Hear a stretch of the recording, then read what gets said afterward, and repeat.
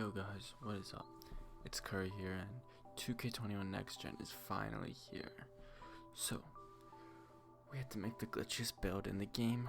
First few days, but I know it wasn't the first day, but we made it. And so, the best guard build this year, ironically enough, is a power forward, which makes no sense, but we're gonna make him a power forward.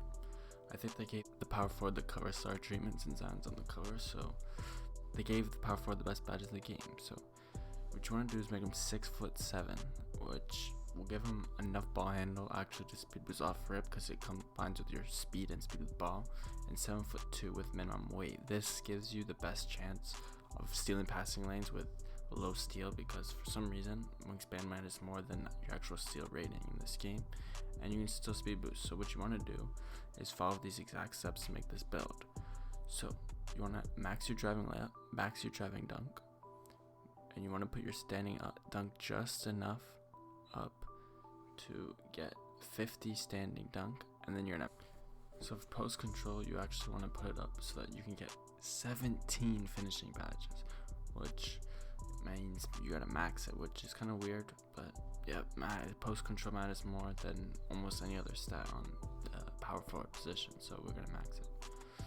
So there's a few ways to make this build after this, but I went with 21 shooting badges, and I think that's the best way because you'll be able to get Hall of Fame, Green Machine, and Hot Zone, and a lot of other great badges on this build, and so that will make you be able to hit even though you have an 86.3. So you want to max your playmaking attributes in the ball handle and speed with ball and get a 74 pass accuracy.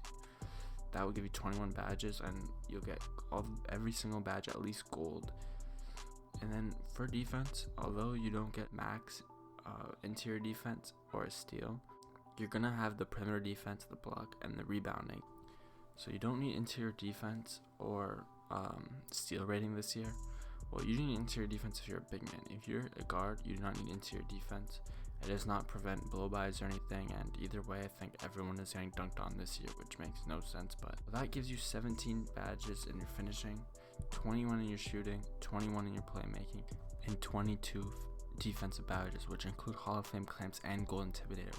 This is one of the few builds that can get clamps and intimidator without giving something up. You're only giving up really your steal and interior defense rating in this, but believe me, nobody is using pickpocket and interceptor this year because they really don't work.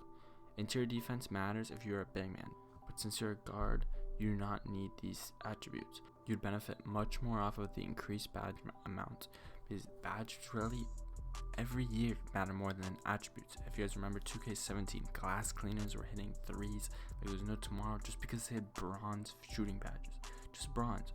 This year, you'll be able to have Hall of Fame shooting badges with Hall of Fame finishing, playmaking, and defensive.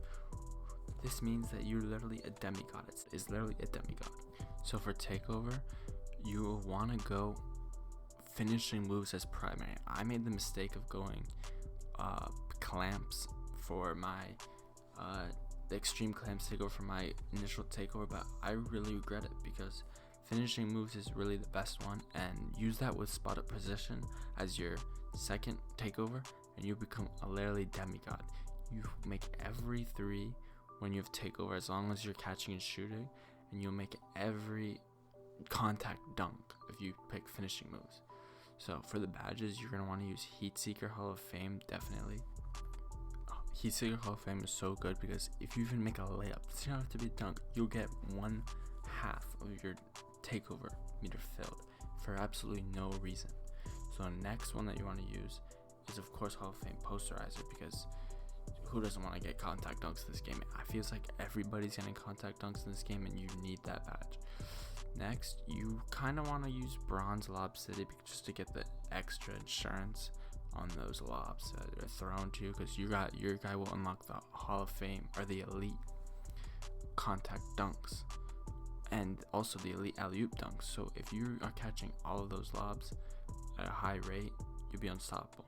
Hall of Fame Celebrity Finisher and Fearless Finisher is also for that added assurance when you do have to take layups, and that doesn't happen that often because in this game you just go up on people and you dunk at people. So here's where it gets interesting. So shooting badges, you had 21. So Hall of Fame Hot Zone and Hall of Fame Green Machine are musts. You need those badges. As soon as you get your hot zones with Hall of Fame Hot Zone Hunter, you're golden. Deep threes and Deadeye are also great with at least bronze to silver catch and shoot. Hall of Fame Hot Shot makes your build go up and take over, whether you dunk, layup, or make a jump shot, because you combine Hot Shot and Heat Seeker, which makes you go up and take over for no reason. So if you have finishing moves with those two badges, you get takeover in 2-3 shots max. On the twos, that is extremely good. They're a little bit interchangeable if you really only want to go with one, but that's the best shooting setup. So playmaking, you have a lot of options. So in my opinion, you want ankle breaker gold with this build, because when you ISO with this build with gold ankle breaker, you get 1 or 2 nice snatchbacks.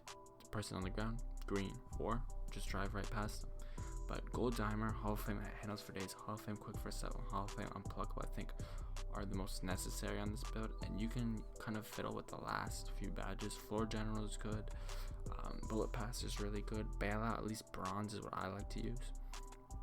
Special delivery is really glitchy with the flashy passes, because then you get your teammates to take over really fast, but it also includes Lob City passer, which is really good as well, which means you will not miss a lob pass unless your teammate does something stupid, runs into someone, who knows.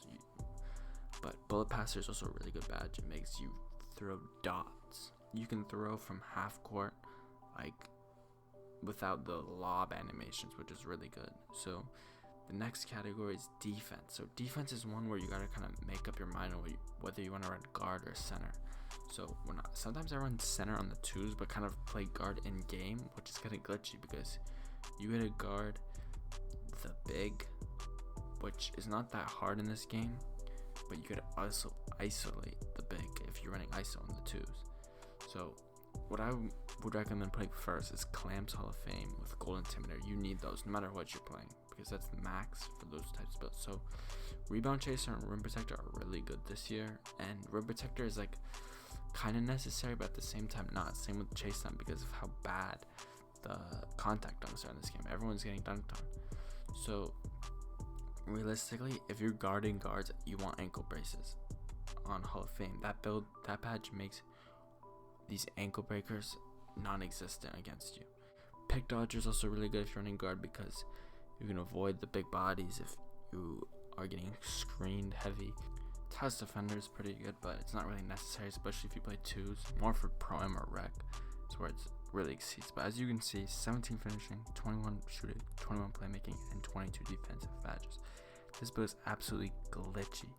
If you want some more videos and some more content, follow me on Twitter, sub to me on YouTube, and follow me on Twitch. The links will all be in the description. Thanks for watching.